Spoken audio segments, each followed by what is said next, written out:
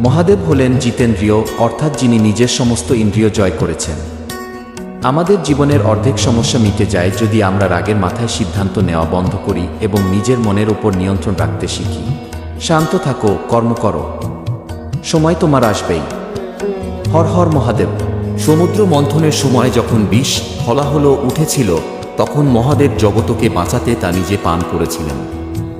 জীবন আমাদের ওপর মাঝে মাঝে বিষ বা নেতিবাচকতা ছুঁড়ে দেবেই।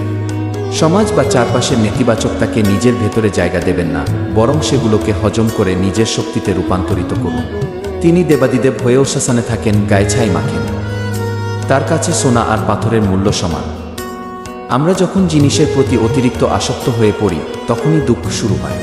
যা আপনার কাছে আছে তার জন্য কৃতজ্ঞ থাকুন, কিন্তু যা হারিয়ে গেছে তার জন্য শোক করবেন না।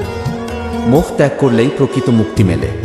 শিব ও শক্তির মিলন আমাদের শেখায় যে প্রতিটি মানুষের মধ্যে পুরুষোচিত দ্বিতা এবং নারীসুলভ কোমলতা, উভয় গুণের ভারসাম্য থাকা প্রয়োজন। কঠোর হওয়ার সময় কঠোর হন, কিন্তু দয়া ও মমতা কখনো বিসর্জন দেবেন না।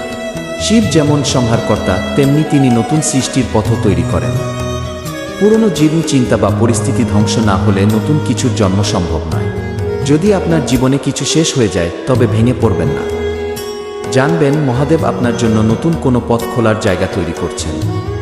একটি শক্তিশালী বাণী, অন্ধকারকে ভয় পেও না, মনে রেখো মহাদেব অন্ধকারেরও অধিপতি। তুমি শুধু নিজের কর্ম করে যাও, বাকিটা মহাকালের উপর ছেড়ে দাও।